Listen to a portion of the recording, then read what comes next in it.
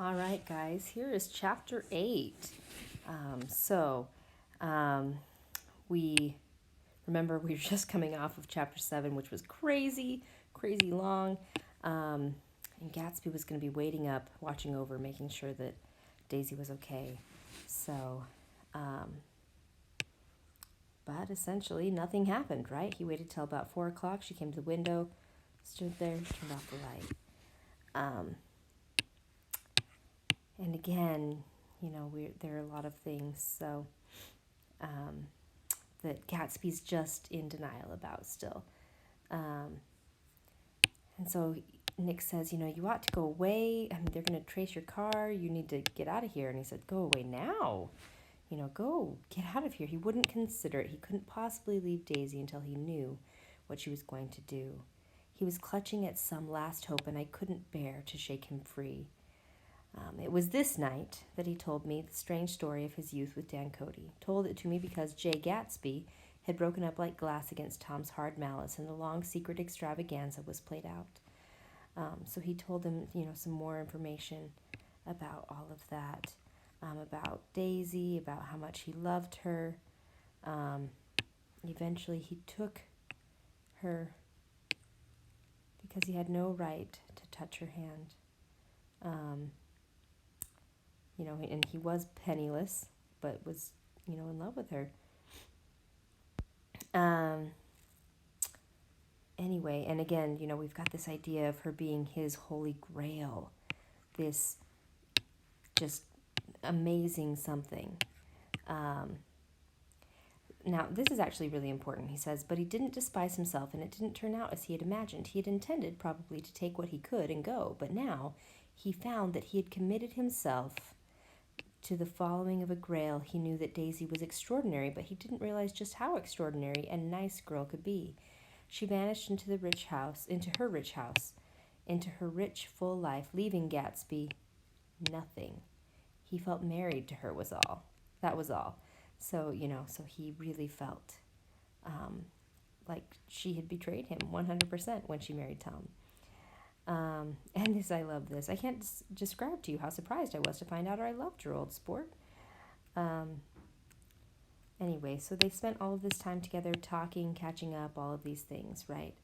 And we get a lot of the history about Gatsby, how he didn't war, really just the truth of everything. And we get a little bit more of the story of Tom and Daisy too, right? And I think this is really an interesting point right here that, she loved Gatsby, right? That force, but there was a force, some force. She wanted her life shaped now, immediately, and the decision must be made by some force of love, of money, of unquestionable practicality that was close at hand. And the idea is that Tom is the force strong enough to pull her away from Gatsby. And he was then, and he will be again. And then this is, again, Gatsby just can't let go of this, right? I don't think she ever loved him. Gatsby turned around from a window and looked at me challengingly. You must remember, old sport. She was very excited this afternoon. He told her those things in a way that frightened her, that made it look as if I was some kind of cheap sharper, and the result, she hardly knew what she was saying. He sat down gloomily. Of course, she might have loved him just for a minute when they were first married, and loved me even more then, do you see? And he's almost trying to convince himself that that's the case as he goes on. And he's just desperate to believe that she's going to come with him. 9 o'clock. Now, this is going to be important. Some of these times and things like that. When we finished breakfast and went out on the porch, the night had made a sharp difference in the weather, and there was an autumn flavor in the air. The gardener, the last one of Gatsby's former servants, came to the foot of the steps. And he tells him, I'm going to drain the pool today. And he says, don't drain it. I'll come. I'm going to come swim. And Nick has to go to work. He says, I didn't want to leave Gatsby. I missed that train and then another before I could get myself away. I'll call you up, I said. Do, old sport. I'll call about noon. And then he said, I suppose Daisy'll call too. And he said, I suppose so. And it's really interesting. He's still, you guys, he's hanging on. Just hanging on. Now this is kind of like the moment Nick says to him as he's leaving to go to work, "They're a rotten crowd. You're worth the whole damn bunch put together. I've always been glad I said that," he says. It was the only compliment I ever gave him, because I disapproved of him from beginning to end. First he nodded politely, then his face broke into that radiant and understanding smile, as if we'd been in ecstatic cahoots on the fact all the time. His gorgeous pink rag of a suit made a bright spot of color against the white steps, and I thought of the night when I first came into his ancestral home. 3 months before, the lawn and drive had been crowded with the faces of those who guessed at his corruption, and he had stood on those steps concealing his incorruptible dream as he waved goodbye. His incorruptible dream being, of course, Daisy, right? That now he's not going to have. Goodbye, I enjoyed breakfast. Anyway, he goes, and Jordan calls, and she says, "You weren't so nice." And he said, "How could it have mattered?" Then, and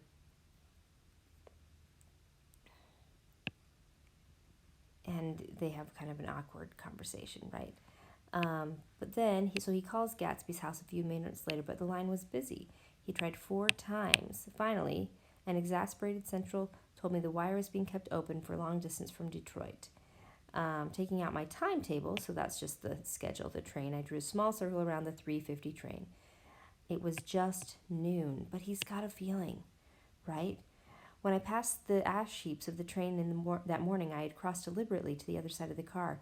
I suppose there'd be a curious crowd around there all day, with the little boy searching for dark spots in the dust and some garrulous man telling over and over what had happened, until it became less and less real, even to him, and he could tell it no longer, and Myrtle Wilson's tragic achievement was forgotten. Anyway, moving forward, we have, Michaelis standing guard, watching George. Says, still later, Michaelis had to ask the last stranger to wait 15 minutes longer while he went back to his own place and made a pot of coffee. After that, he stayed there alone with Wilson until dawn. About 3 o'clock, the quality of Wilson's incoherent muttering changed.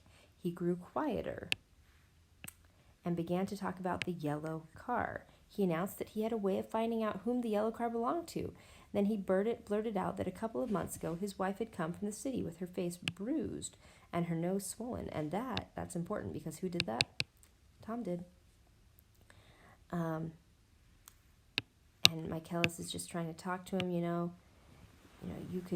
you can get through this. It's going to be okay, kind of thing.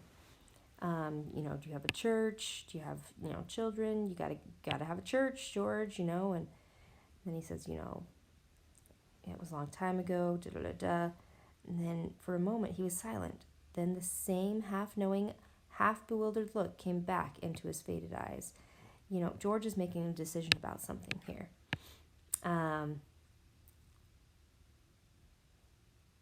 Let's see. And these are some of the ways that George finds out about Myrtle's affair, right?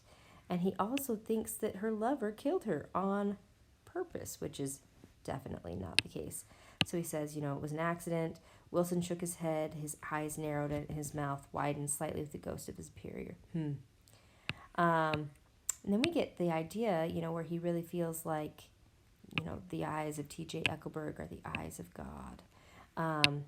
But this is really interesting, right?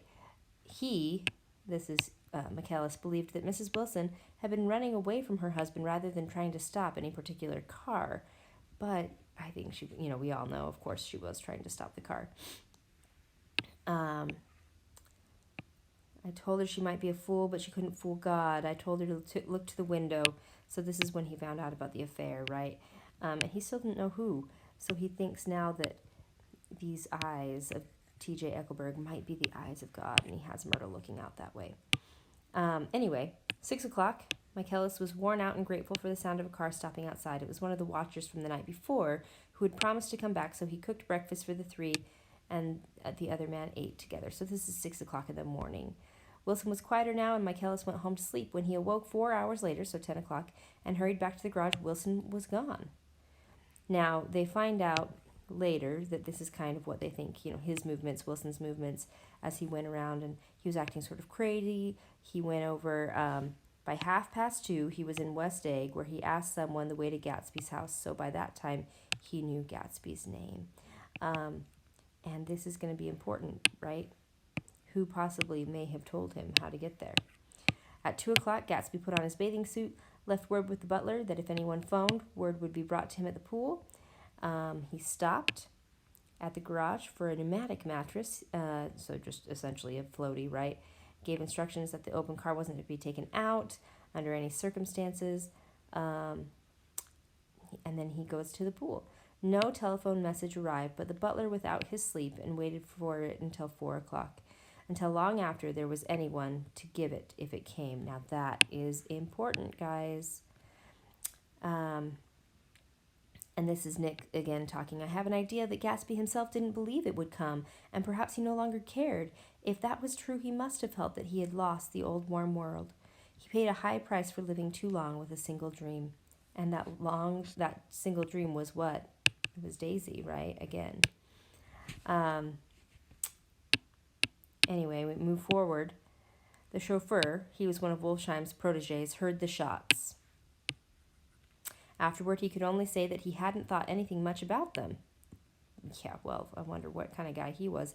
I drove from the station directly to Gatsby's house, and my rushing anxiously up the front steps was the first thing that alarmed anyone. But they knew then, I firmly believe. With scarcely a word said, 4 of us, the chauffeur, butler, gardener, and I, hurried down to the pool. There was a faint, barely perceptible movement of the water as a fresh flow from one end urged its way toward the drain at the other. With little ripples that were hardly shadows of waves, the laden mattress moved irregularly down the pool. A small gust of wind that scarcely corrugated the surface was enough to disturb its accidental course with its accidental burden.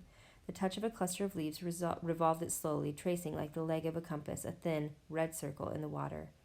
It was after we started with Gatsby toward the house that the gardener saw Wilson's body a little way off in the grass, and the Holocaust was complete. So we have, a murder-suicide.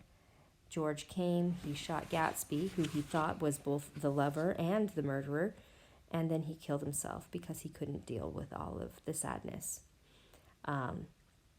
This is just craziness, right? So we have this idea, come back to the title, The Great Gatsby. Great, because in Nick's mind, right, he's so great. And almost as a eulogy of the Gatsby that was, right? Because he's now gone. All right, guys, look forward to seeing how you all do on